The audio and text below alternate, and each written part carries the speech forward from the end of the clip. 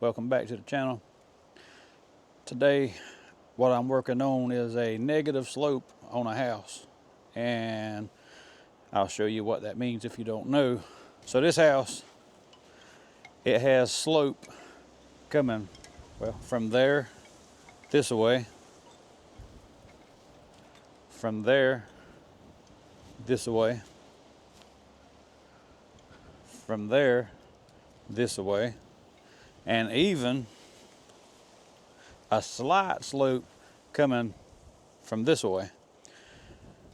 And right in front of me here, where you're standing, is a negative slope. It's like a pool type deal.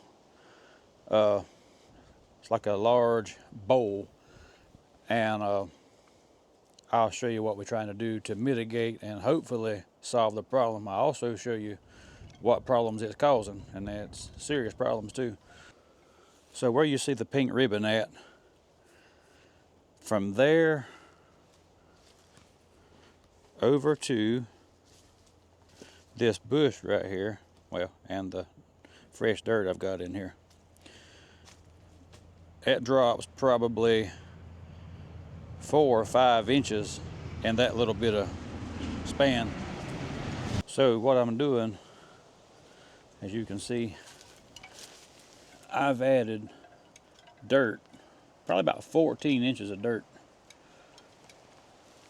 up to that level on the side of the house right there. And I'm going to have to slope that down from there back to this point right here. What needs to happen is everything coming off that roof needs to come right around here, and it needs to ease off down that way. So what the negative slope is causing, the dirt under this house, especially the lower half, the east side of the house, is staying damp to wet, and that is causing the subflooring to stay damp, which is getting soft, and the hardwood oak flooring in the house is also warping up and separating. So that's pretty much trash. I got a hump in the floor, and it drops about probably 3/4 of an inch and 2 inches right there. That's one thing that's negative slopes causing. That's 1/4, just to give you an idea of how big that crack is. Right over here is another, and here's one that's even a little wider. We're looking at having to replace the subflooring and the flooring in the house. And how bad this negative slope is, if you'll look right here on this container, water has built up under this house about 6 inches deep on this end, on the low side, at some point since this container has been sitting here. So yeah, that's a big problem. Now Cricket don't give 2 rips. She don't care if the house falls down. She'll lay right here beside it. She may move over to the side a little bit over here out the way if it does fall, but she don't really care too much. So basically what I'm doing is I'm adding about 14 inches of dirt back there at the brick at the house, and I'm coming this way, and I'm going to slope it from that point down here to the ribbon. I'm going to try to pull this burning bush. Yeah, insert your jokes there. I'm going to try to pull this burning bush up and replant it somewhere, but I don't even remember what you call this yellow stuff right here, but it's gotten too big. at the trunk down there. I ain't pulling that up. I ain't fooling with it. So I'm just going to cut those off at the ground, try to pull the burning bush up. And for the life of me, I cannot think of the name of what this stuff right here is. I just cut it all back. It gets the big round blossoms on it. And I know what it is, but I'll be darned if I can bring it to mind. Anyway, I don't want to pull this up. I don't want to destroy this. And I hope what I'm doing don't kill it. This was my wife's great aunt. She planted this years ago. And it's always done well. I'm going to bring the dirt level up high enough that it may cause root rot or something on it and kill it. If it does, I hate it, but it's not worth losing the house over or having to redo the floors over and over for a memory. Now, I did take some cuttings off of this.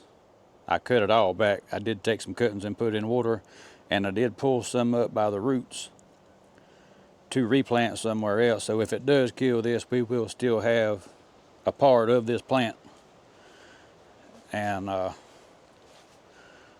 it won't be a total loss. Let's jump on the tractor and let's see if we can pull this burning bush up, and then I'll cut this other stuff off, then I'll finish hauling dirt.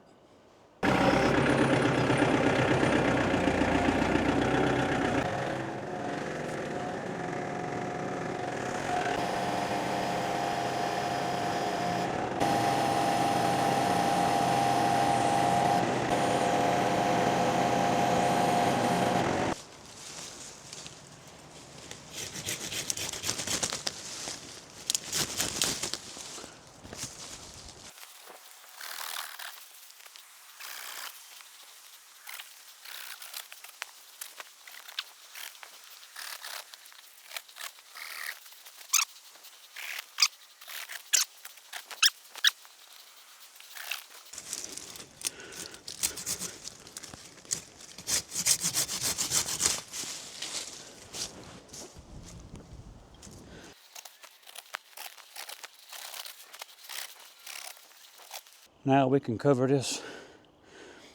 all this up. If this stuff tries to grow up through there, I ain't got no problem with that. That'll be fine and dandy. I'm just afraid it'll kill it, and I didn't want to mess up that burning bush over there. It took it a long time for it to get that size right there. And it really hadn't been getting cold enough for it to have that pretty red on it, which is why they call it burning bush. It'd get a little red on it for some years, but with that snow we got the other day and these hard freezes we've been getting, it turned out real pretty.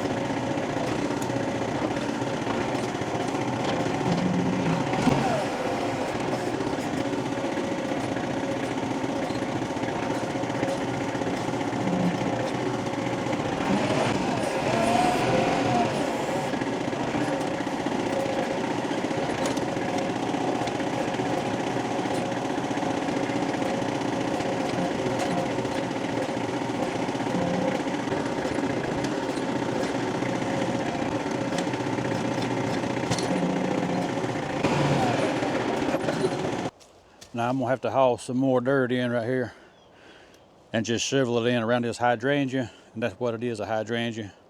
Johnny, you trying to tell me it was a periwinkle. It ain't no dead blame periwinkle. That's a hydrangea. But anyway, we ain't gonna get into that. I ain't getting into that with you today, Johnny. It's a hydrangea. So, anyway, now I'm just gonna come in here and try to slope this down from that level down to somewhere around this line. And this line, I didn't really need it. That was just more for y'all's, a reference for y'all to be able to see it. It's pretty clear out here. But I'm gonna get on that. Y'all watch if you want to.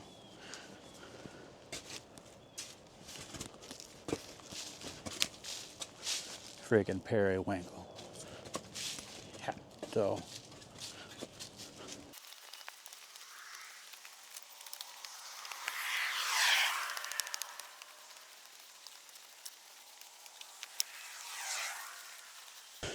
Well, y'all, the negative slope is gone. I still got a little bit more smoothing out to do.